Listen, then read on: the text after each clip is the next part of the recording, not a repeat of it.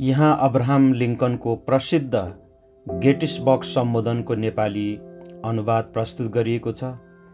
Abraham लिङ्कनले सन् 1863 November 19मा Gettysburg युद्धपछि आयोजित समारोहमा गेटिसबर्ग सम्बोधन गरेका थिए।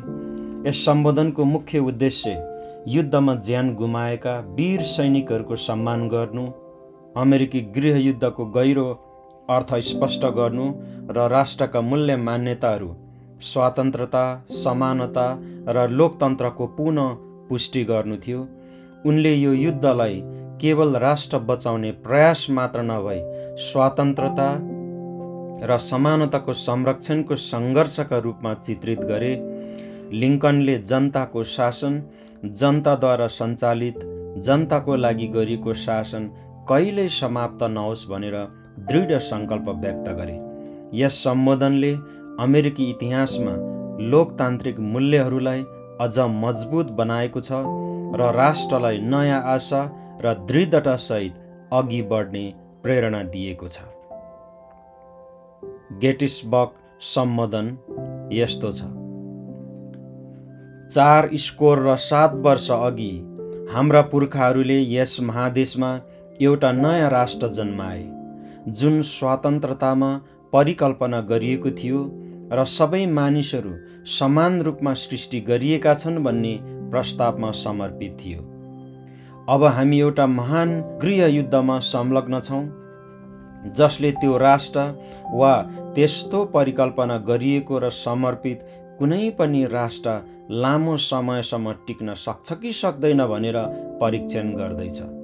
हामी त्यो युद्धको एक महान युद्ध भूमिमा भेटिएका छौँ। हामी अहिले त्यो युद्धको एउटा महत्त्वपूर्ण मैदानमा उपस्थित भएका छौँ। हामी यहाँ ती वीर सैनिकहरूको स्मृतिमा यो स्थान समर्पण गर्न आएका छौँ, जसले यस राष्ट्रको अस्तित्वको लागि आफ्नो जीवन अर्पण गरे।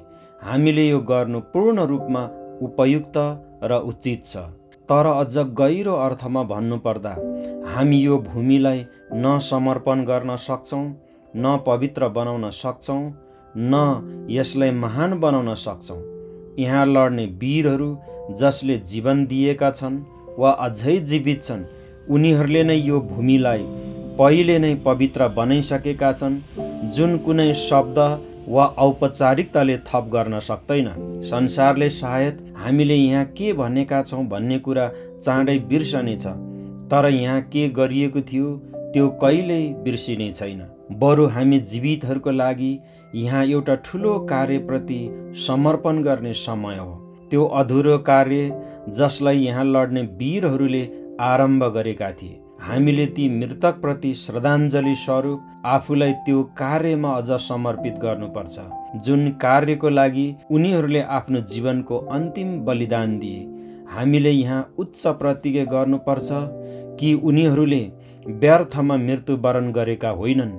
यो राष्ट्रले ईश्वरको संरक्षणमा स्वतन्त्रताको नयाँ पूर्ण जन्म प्राप्त गरोस् र जनताको शासन, जनताद्वारा सञ्चालित शासन, जनताको लागि गरिएको शासन पृथ्वीबाट कहिल्यै समाप्त नहोस्।